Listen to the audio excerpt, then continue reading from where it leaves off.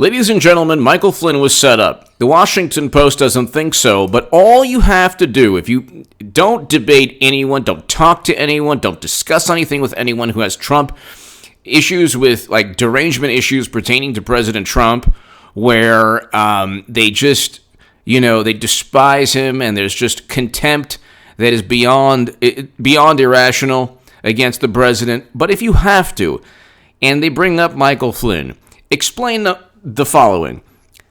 First of all, the investigation of Trump and Flynn and everyone around the president was predicated upon intelligence assessments. So what they said was it would be the equivalent of, honey, where's the remote control? Oh, I don't know. Okay, my assessment is that you deliberately worked with the neighbor to hide the remote control to ruin my life. And I'm going to torment you for the next year. That's exactly what essentially took place. President Trump had nothing to do with Russian Facebook ads. There was no evidence ever that he had anything to do with Russian Facebook ads. There's no evidence at all that Russian Facebook ads or Twitter bots swung the election. Clinton was in Arizona in 2016. Subscribe, by the way, to Bizarro World Goodman, my comedy channel. People love it. Subscribe to H.A. Goodman's other channel, my other channel. And subscribe to this channel if you want to support my voice long term. My Patreon is below. And please share the article below. Hillary Clinton 2020 is a reality. Get ready for 8 years of Trump. Clinton will be nominee. I'm the only person on the planet. This is the biggest political call of all time, ladies and gentlemen. And I'm the only person on the planet who's stated that since 2017. But the assessment from the ODNI, James Clapper was the Director of National Intelligence. If you read the Director of National Intelligence, the ODNI report, they are highly to moderately confident. They began an investigation that was predicated upon highly to moderately confident beliefs. They were not certain. This was not an example of a bank being robbed and then an investigation, started to find out who robbed the bank.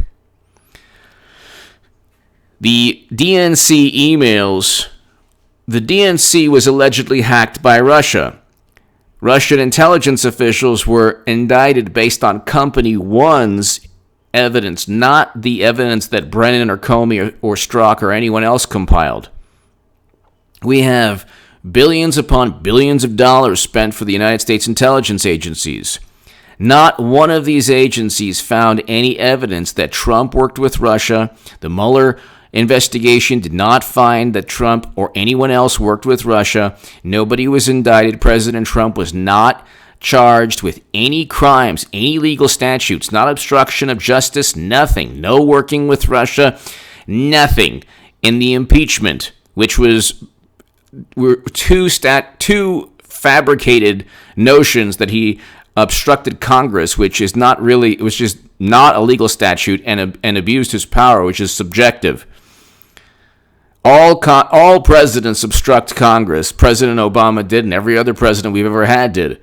And an abuse of power is completely and utterly subjective. But you look at, when President Obama said, well, gosh, I didn't know that my own Secretary of State had a private server, and then we found out that he was emailing Clinton under a pseudonym. Yeah, he knew. Then we found out that Cheryl Mills stated the president has emails from Clinton. We need to fix this. So they all knew everything. The whole thing was, we can go on forever, but Michael Flynn was caught in an investigation, Crossfire Hurricane, predicated upon intelligence assessments that were only highly to moderately confident viewpoints.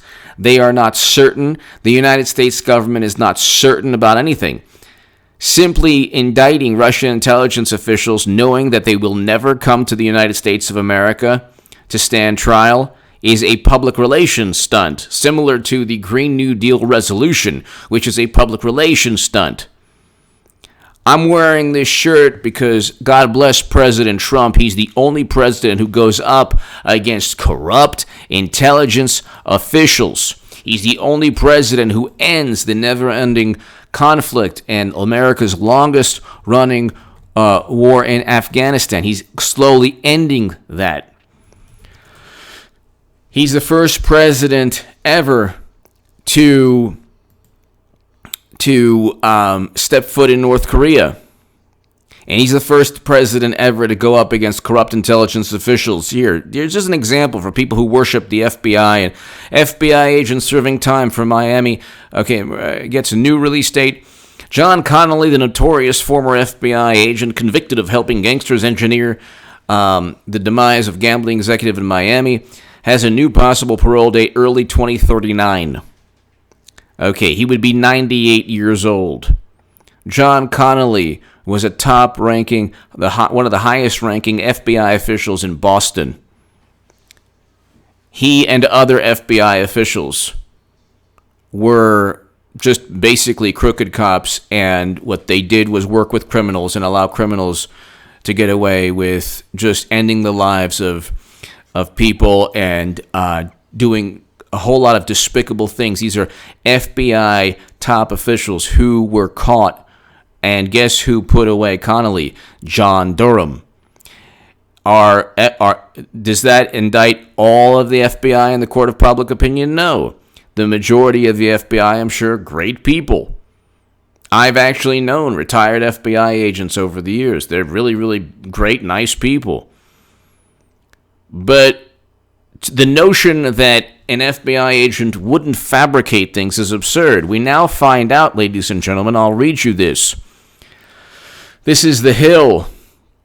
One note reflects discussions within the FBI shortly after the 2016 election on how to entrap Flynn in an interview concerning his conversations with Russian Ambassador Sergei Kislyak. According to Fox News, the note was written by former FBI head of counterintelligence Bill Priestap after a meeting with Comey and his deputy director Andrew McCabe. The note states, quote, "What is our goal? Truth and admission, or to get him to lie so we can prosecute him or get him fired? This may have expressed an honest question over the motivation behind his targeting of Flynn, a decision of which Comey later publicly took credit when he had told an audience that he decided he could get away with sending, quote, a couple of guys over to the White House to set up Flynn and make the case.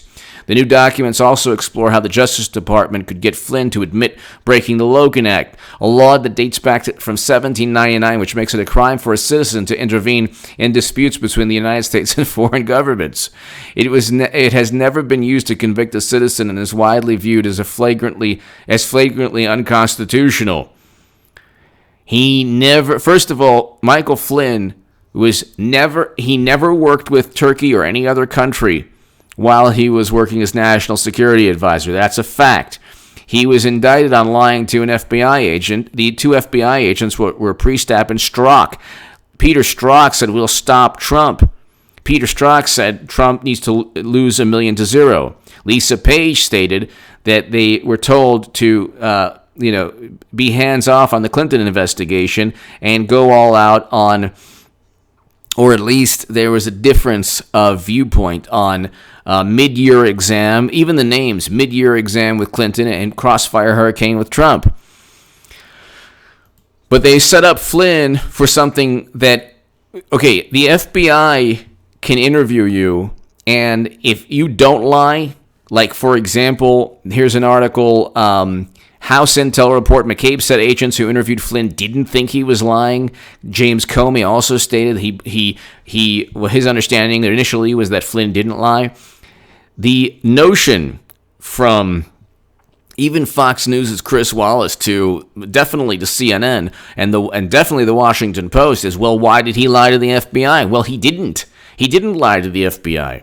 What took place was two agents that wanted to just bring him down interviewed him. They don't record their interviews. There is no recording video or audio of their interviews. And they have 302s where you're relying on a person like John Connolly, who is the FBI chief from Boston, in prison right now, who might get out when he's 98 years old for all the crimes he committed. You're relying on the word of the FBI. The FBI and every intelligence agency we've had has committed crimes over the years. Infiltrated civil rights organizations, set up people, worked with criminals. Not all of the agents, but these people are left unchecked oftentimes. They went after and they set up Michael Flynn. The motive and the intent William Barr and John Durham have. So we'll get to William Barr and John Durham in 10 minutes in. William Barr and John Durham know exactly what you know and more. They know exactly what I know and more. The notion that the Inspector General Michael Horowitz said it was predicated upon a sound reasoning, the investigation of Flynn and Trump, and Michael Horowitz doesn't have all the information. He didn't have these 302s. He had only the information that people gave him. For the Clinton investigation that was completely covered up Clinton's crimes, he said there was no prosecutorial bias, meaning the prosecutors, the evidence that they were given, that Comey said there was no intent, which is absurd. There was no intent for Clinton, who had top secret intelligence on servers outside of the United States government, deliberately to hide almost certainly Clinton Foundation emails, because the Clinton Foundation was a money laundering racket. Money flew into the Clinton Foundation, and then favors, it miraculously took place. The left Democrats are completely and utterly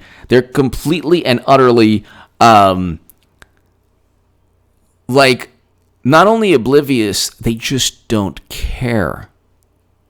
They will latch on like barnacles to any agency, any person, any value system for the moment. They're always just short-term gain. They don't care whether it's believe just to get Kavanaugh, or not believe so much to just let Biden go. Clinton's going to be nominee again. We'll talk about that in a second, but they don't care. They think that the FBI, they think that Trump winning is the worst thing of all time. They think Trump winning is, I'm wearing this because President Trump presided over the first presidency to step foot in North Korea and begin détente between North and South Korea. I believe that South Korea is our most important ally from a geopolitical sense, and just in terms of the history of the Cold War in the past 70 years.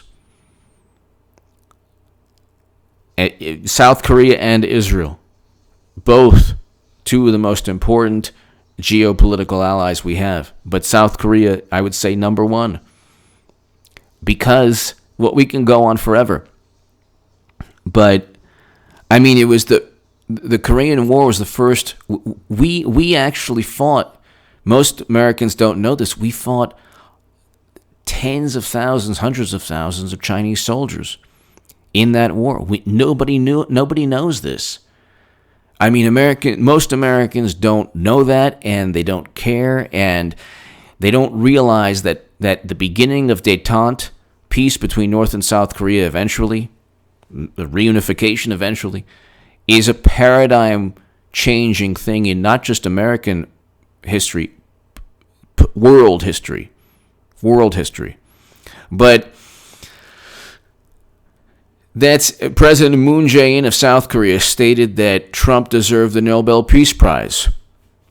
And he stated just a couple months back he envisions a joint North Korean and South Korean Olympic team that would never have taken place, took place under it would never have taken place under President Obama. That didn't take place under President Obama. It could never have taken place under Clinton.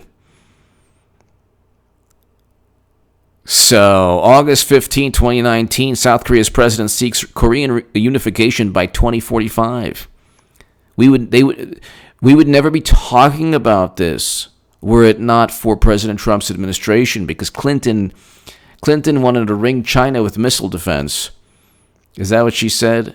To rein in North Korea. There was no... look, you're talking about Clinton and then her foreign policy, the Bush era neocons, Max Boot, Bill Kristol, and Bernie Sanders has become a Bush era neocon. Don't tell me that Bernie Sanders. We can go on forever. The point is this: if you vote alongside Bill Kristol and Max Boot for foreign policy that Democrats will advocate or will follow, in terms of foreign policy, but when they say, all the bigots and racists vote for Trump, that's not true at all. 63 million Americans aren't horrible racist, monsters. And the only reason Clinton got the popular, and Wisconsin, Michigan, and Pennsylvania voted for President Trump. States and counties and cities and towns that voted for President Obama and Bill Clinton and John Kerry and Michael Dukakis, they all voted for President Trump. Michigan and Pennsylvania haven't voted for a Republican since 1988. Wisconsin hasn't voted for a Republican since 1984. But Flynn did not have to be set up and framed. What took place was you had agents with an agenda. The agenda was not about whether Trump worked with Russia. The agenda was, well, we have this intelligence report. We don't like Trump. We'll go ahead and investigate him based on the belief that he possibly could have. But that's not why you investigate, and you certainly don't turn your intelligence agencies inward to politicize them and say, well, we don't like that candidate. We're going to investigate him because, well, possibly there's a Steele dossier. I haven't even gotten to the Steele dossier yet.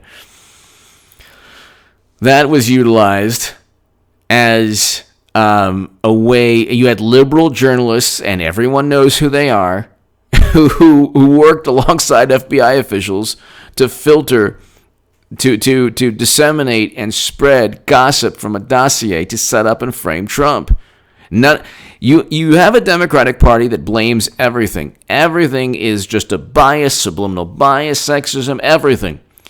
They never look at and say and take responsibility for their losses or anything. It's always someone else's fault. And imagine if Trump purchased a dossier and it was a Republican administration and that dossier was used to set up and frame Clinton. Oh my God, they'd put their thinking caps on. Then you get the petulant, well, if we fact-check Trump's new press secretary, and she said that the FBI agents claimed that we need to get Flynn to lie. They never said we needed to get Flynn to lie. This is the malicious, petulant behavior. They're like, if you utilize the standard by which they accuse Trump of lying, President Obama and every other president would have lied infinitely more than Trump. Trump doesn't have a Secretary of State with servers who with top secret and special access program intelligence for 4 years, where nobody was grilled under oath. Nobody even found out how Clinton obtained the top secret and special access program intelligence. This is James. Look, if you're investigating something and you don't ask the right questions, then obviously you'll find obviously Comey's not stupid. He knows there was intent. He knows the whole thing's, horrible.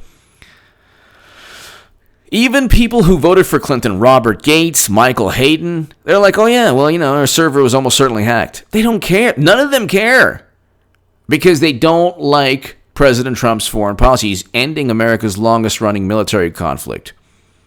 He doesn't need these never-ending rivalries with countries. He doesn't need that. And so when it works out with North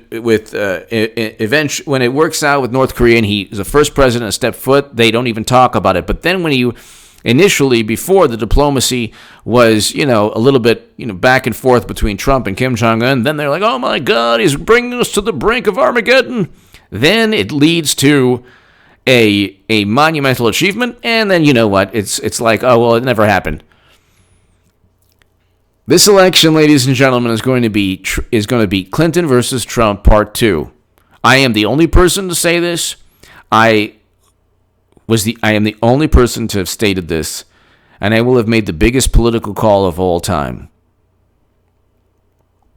And if you want to support my voice long term, my Patreon is below. Ladies and gentlemen, Flynn will be exonerated. People will eventually get indicted. Give me your thoughts. Thank you. Give me your thoughts below.